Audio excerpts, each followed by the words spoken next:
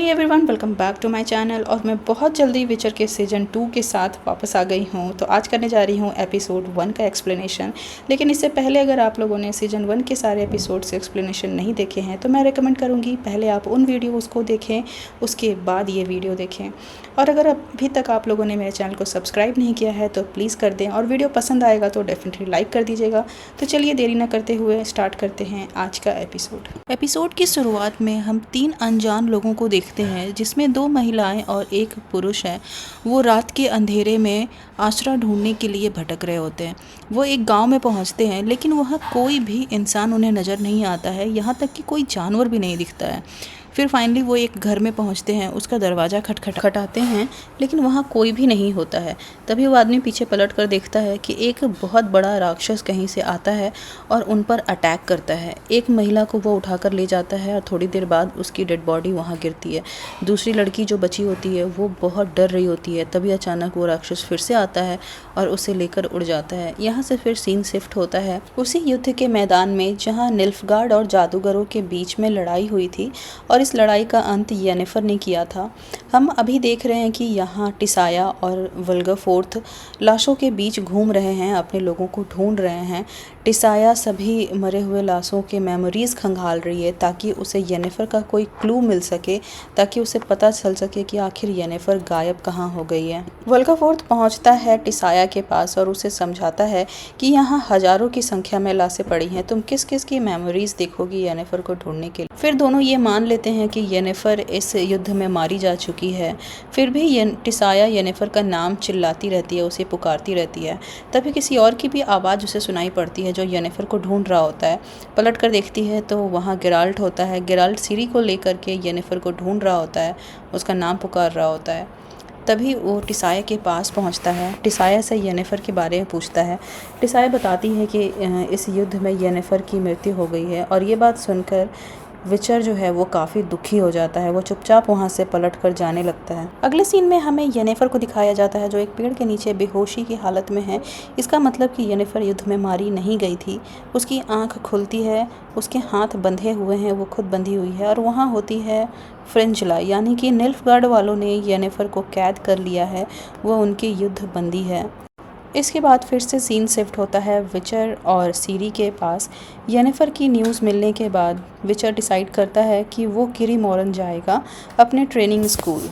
मैं आप लोगों को बता दूं कि किरी मोरन वो जगह है जहां विचर्स को ट्रेनिंग दी जाती है, और हर साल ठंड में विचर्स वहां आते हैं अपने रेस्ट के लिए, ट्रेनिंग के लिए, और अपने मैजिकल पोशंस को रिफ़िल करने के लिए। और गेराल्ट के लिए किरी मोरन एक घर जैसा है, और यही रीज़न है कि वो सीरी को भी अपने साथ किरी मोरन लेके जा रहा है। आगे रास्ते पर गेराल्ट को एक मरा हुआ वुल्फ नज़र आता है।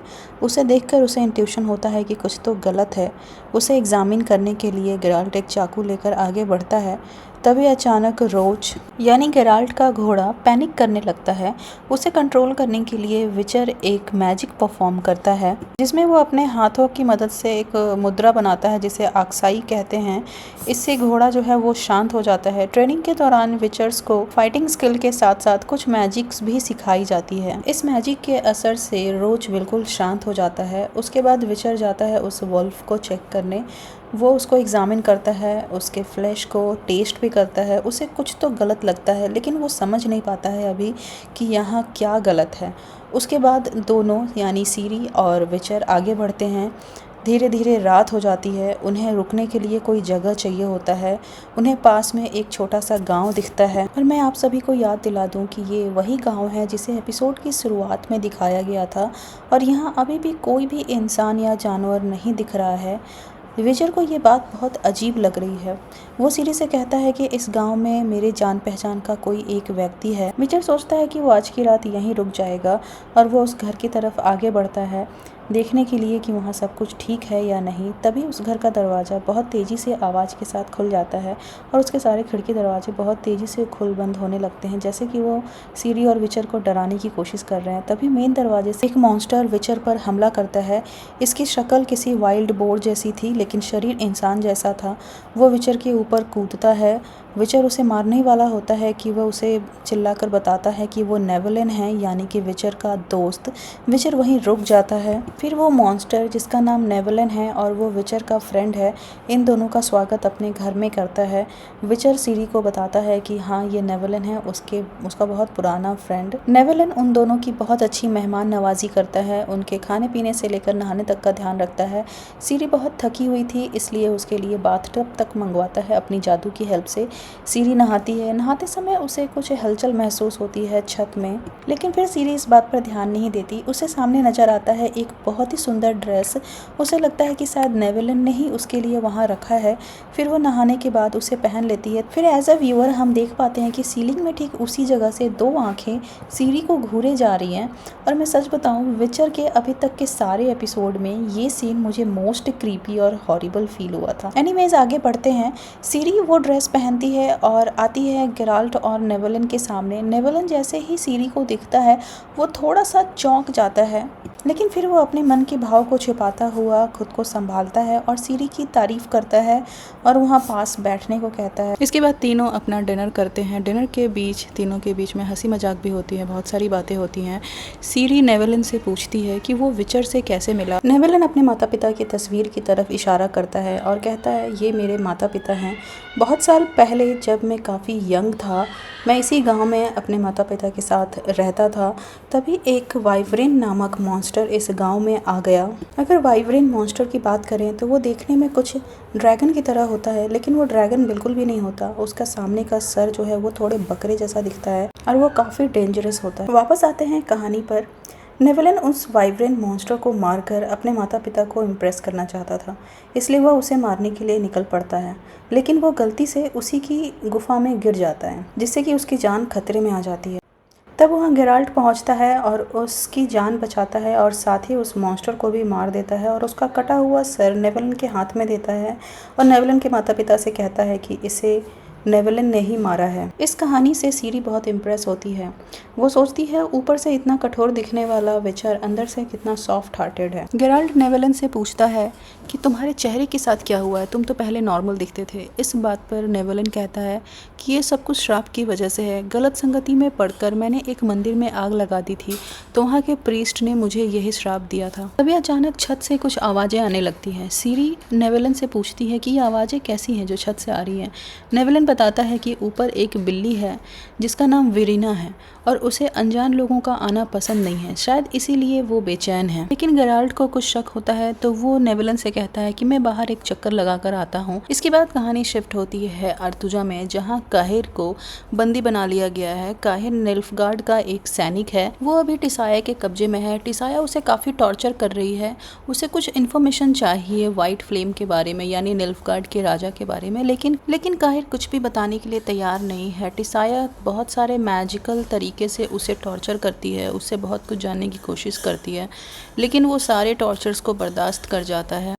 इसके बाद फिर से हमें येनिफर को दिखाया जाता है, जो कि फ्रिंजला के कब्जे में है। सोर्डन के युद्ध के बाद फ्रिंजला की ताकत कम हो गई है। वो अपने जादू से सभी के लिए खाने का इंतजाम करती है, लेकिन वो इनफ नहीं है। उससे येनिफर बिल्कुल भी संतुष्ट नहीं है। येनिफर उसे कहती है, तुम मेरा हाथ खोल दो, मैं तुमसे ज़्यादा ताकतवर हूँ, मैं बेहतर जादू कर सकती हूँ और कम से कम तुम्हारे भूखे सैनिक भूख से नहीं मरेंगे। लेकिन फ्रिंजला येनिफर की बात नहीं मानती है।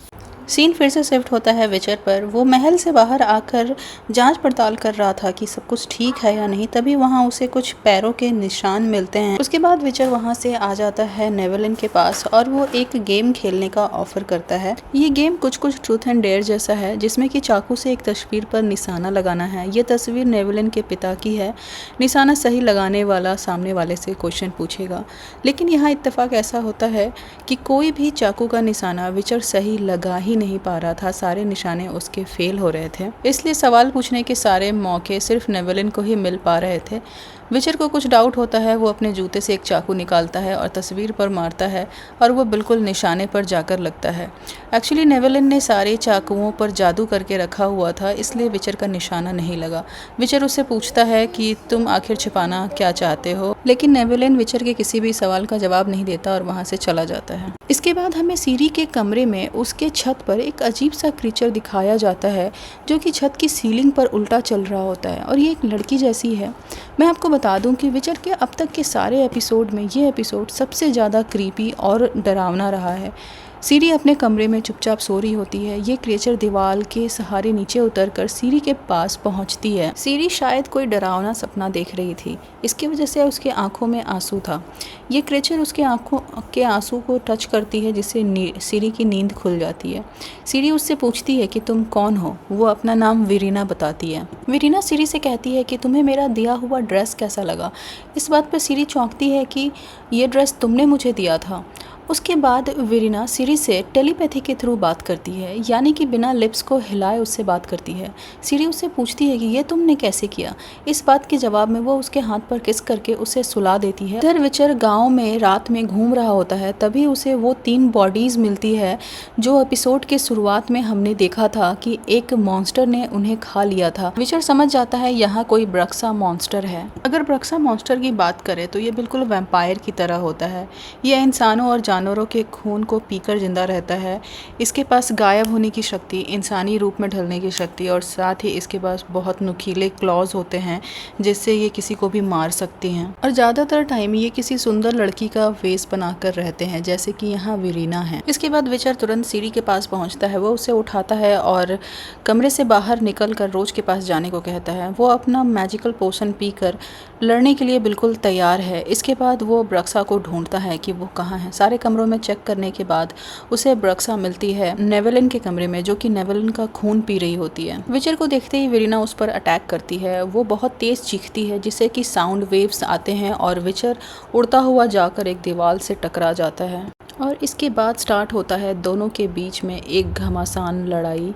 विचर उससे फाइट करता है और उसे ज़ोर से धक्का मारता है, जिससे कि वो खिड़की से टकराकर बाहर गिरती है जहां सीरी खड़ी होती है। सीरी भागकर विरीना के पास आती है। विरीना सीरी से कहती है कि मुझे प्लीज़ बचा लो, विचर पता नहीं क्यों मुझे मारना चाहता है। तब तक विचर आता है और विचर पर फिर से विरीना अटैक करती है।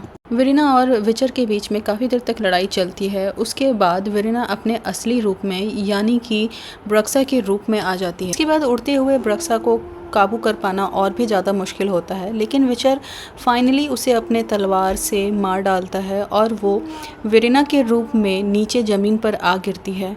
सीरी जल्दी से एक कपड़ा लेकर उसे ढकती है, लेकिन वो सीरी का ही गला पकड़ लेती है और विचर से कहती है कि अगर तुमने मुझे मारा तो मैं इसका गला काट दूंगी। लेकिन तब तक नेवेलिन पीछे से विरीना पर अटैक करता है। एक भाला उसके शरीर से आर पार कर देता है, लेकिन इसके बाद भी विरीना नहीं मरती है।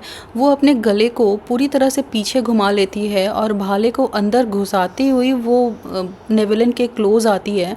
ये सीन अगेन बहुत ही ज़्यादा क्रीपी था और वो नेवेलिन को मारने ही वाली होती है कि तब तक विचर उसका गला काट देता है। उसके कटे हुए सर की आंखें अचानक सीरी की तरफ घूमती है और वो टेलीपैथी के थ्रू सीरी से कहती है कि वो तुम्हें भी नहीं छोड़ेगा। विरीना के मरते ही नेवेलिन का श्राप टूट जाता है।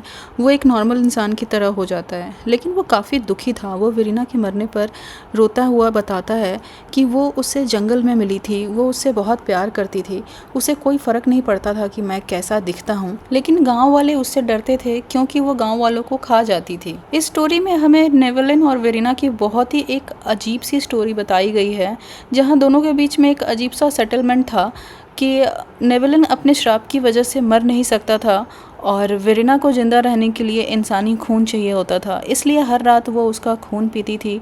वो मर जाता था, अगले दिन वो फिर से ज़िंदा हो जाता था और वो बदले में विरीना की कंपनी उसे मिल जाती थी। इसके बाद नेवेलिन इमोशंस में बहकर विचर को एक और बात बताता है कि उसने मंदिर में बस आग नहीं लगाया था, बल्कि उसने प्रीस्ट के साथ में रेप किया था, जिस वजह से प्रीस्ट ने उसे श्राप दिया था। ये बात सुनकर विचर और सीरी दोनों के दोनों बहुत डिसअपॉइंट होते हैं और उसे उसके हाल पर अकेला छोड़कर वहां से चले जाते हैं। नेवेलिन उन्हें बहुत रोकने की कोशिश करता है, लेकिन विचर नहीं रुकता और कहता है कि तुम्हारे लिए तुम्हारा अकेलापन ही सबसे बड़ा सजा है।